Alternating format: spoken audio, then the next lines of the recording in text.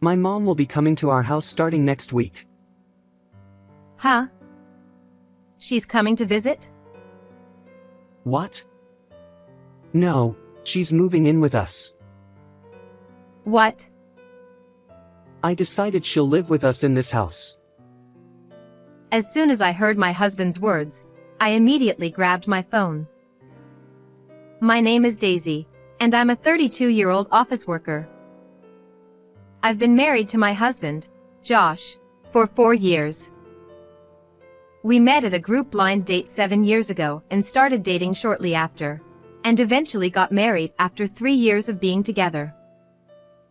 Our relationship as a married couple might not be exactly the same as when we were dating, but I believe we have a reasonably good relationship.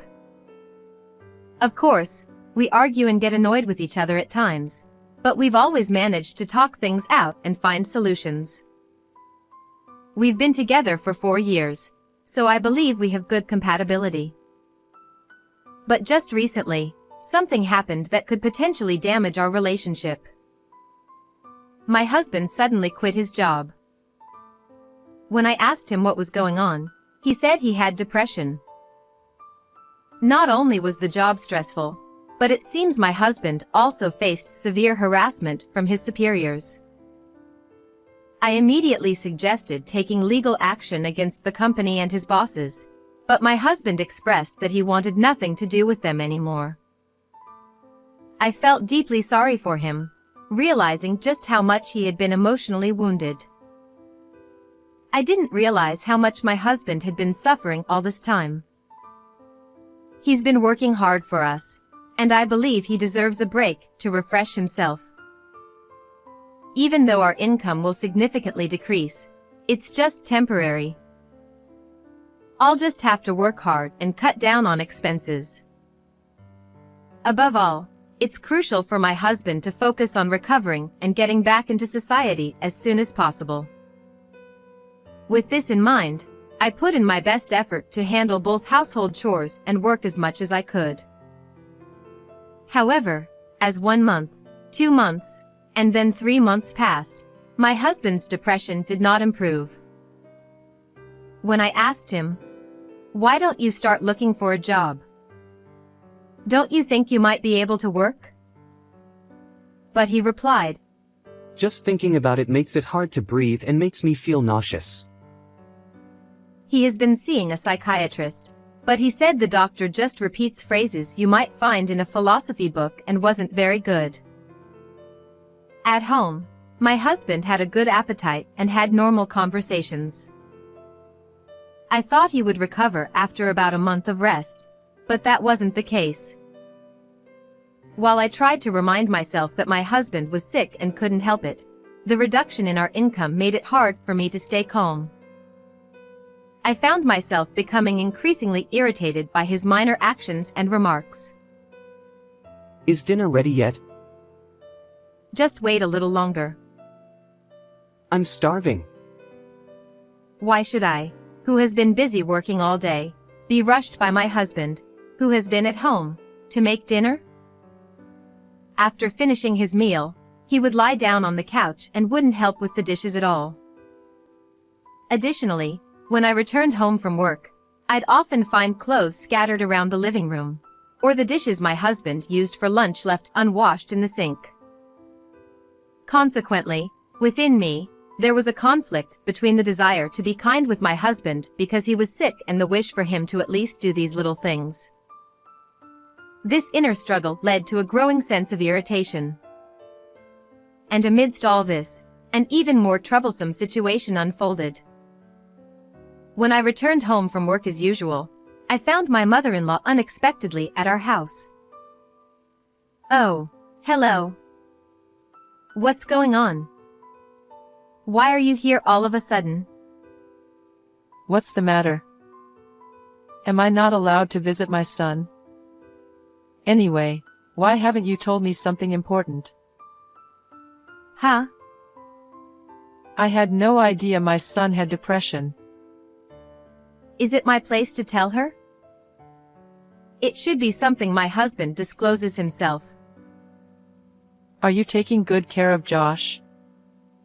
You know, If a wife really supports her husband properly, these kinds of things wouldn't happen. Here we go. My mother-in-law has always been like this. Whenever something goes wrong, it's always my fault. In short, she starts criticizing and belittling me as soon as she sees me. Initially, after getting married, I used to visit my in-laws' house for Thanksgiving, Christmas, and other occasions. However, every time I went there, my mother-in-law would subject me to harsh bullying, so I gradually distanced myself from them. Thanks to that, I enjoyed several years of peaceful daily life, freed from my mother-in-law's presence. However, since my mother-in-law found out that my husband is at home during weekdays, she has started coming over frequently. Moreover, when she comes over, she doesn't help with any household chores at all. On the contrary, with both of them lounging around during the day, the house gets even messier, making cleaning up more challenging. And she stays until dinner time, criticizing my cooking and eventually leaving with an absurd accusation like, "It's your fault that my son got depressed." Because of my mother-in-law's behavior, my husband has started getting more complacent and shamelessly lazy. He bought video games without asking me and spends all day playing them, even when I come home from work. My stress keeps building up, so I decided to talk to my father-in-law about it, feeling like something needed to be done. My father-in-law is quite reasonable compared to my mother-in-law, and whenever she bullied me at their house and he was present, he would reprimand her. So, I told him about my mother-in-law's frequent visits causing inconvenience. He came to our house after work and scolded my mother-in-law. It turned out my mother-in-law had been making up excuses like going out for tea with friends or going shopping in town. So, when my father-in-law suddenly showed up, she was quite flustered. After that, my mother-in-law stopped coming over, so at least one problem was resolved for now. Now comes the tough part. My husband is becoming increasingly lazy. And with only my income, it's becoming difficult to cover our living expenses plus the rent for both of us. What am I supposed to do? I have to find a way to get my husband back to a state where he can work. First, I suggested to my husband that he should consider changing psychiatrists. However, he wasn't enthusiastic about the idea. He says all psychiatrists are the same and it doesn't need to be changed. I can't help but wonder if he truly wants to get better. I began to feel distrustful towards my husband. So, I secretly called the psychiatric clinic where he's supposed to be receiving treatment. They told me that he had only attended one appointment about 6 months ago and hadn't been back since. I wondered what was going on, so nervously, I contacted the company my husband had left. They might not take me seriously, but I desperately wanted to know the details of why my husband quit. And what I found out was shocking. To my astonishment, it turned out that my husband, despite being responsible for a mistake, had tried to shift the blame onto a junior colleague. When confronted by his boss, he got into an argument, eventually leading him to submit his resignation letter. Furthermore, after resigning, he repeatedly called the company, claiming it was harassment and demanding compensation for his mental distress. This caused a lot of inconvenience for them. Of course, the company rejected his demands. Afterward, my husband said he would bring a medical certificate to the company, but after that, they never heard from him again. When I heard this, something clicked in my mind. Most likely, even though he went to the psychiatric clinic, he wasn't diagnosed with depression and couldn't get the medical certificate. Then, he probably became too lazy to work and, taking advantage of my kindness, continued to deceive me and lived a lazy life. I was just fed up rather than angry with him. I didn't think he was such a jerk. I felt ashamed of myself for marrying such a man. I decided to pick up divorce papers after work and confront him with them as soon as I got home. However, when I checked my phone after work, I saw an incredible number of missed calls. They were all from my husband. Wondering what could be wrong, I called him back, only to find out that my father-in-law had collapsed. I rushed to the hospital immediately. However, my father-in-law had already passed away due to a heart attack.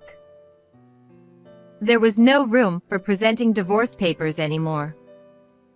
Instead, we were caught up in preparing for his funeral. Since my father-in-law had been very kind to me, I wanted to make sure we gave him a proper funeral. Now, a month has passed since the funeral, and things regarding my father-in-law's funeral have settled down for now.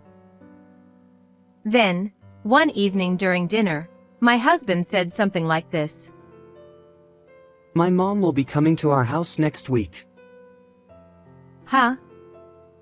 She's coming to visit? What? No, she's moving in with us. What? I decided she'll live with us in this house. As soon as I heard my husband's words, I immediately grabbed my phone. I'll call a moving company since I need to move my belongings. Ha! Oh, hello. I'm calling because I need help moving my belongings since I'm moving. Yes, that day works for me. All right, thank you very much. Hey, wait a minute. What's going on all of a sudden? Moving? I don't understand. I'm leaving if your mother moves in here. Which means I'm divorcing you. Ha! Divorce. I fetched the divorce papers from my room and confronted him with them. Wait a minute, calm down. Why do you have divorce papers ready? Did you think I wouldn't find out? Ha! About why you quit your job. About not going to the psychiatric clinic. I know everything.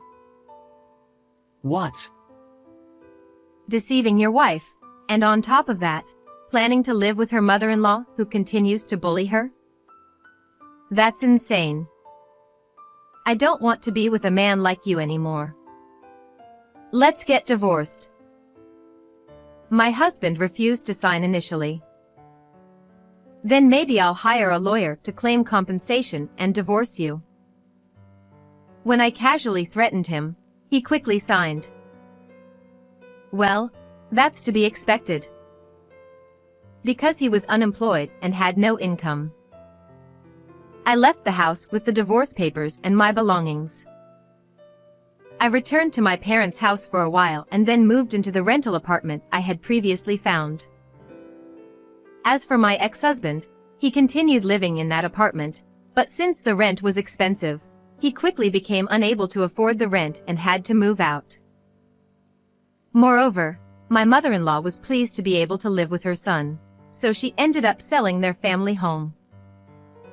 With no home to return to, my ex-husband reluctantly lives in a small apartment with his mother. However, he lacks the motivation to find a job after being unemployed for so long, and they're forced to live a poor life relying on his mother's meager pension. Absolutely, serve them right. On the other hand, I'm enjoying a comfortable solo life in my newly rented apartment. For the time being, I plan to enjoy my single life while saving money for the future.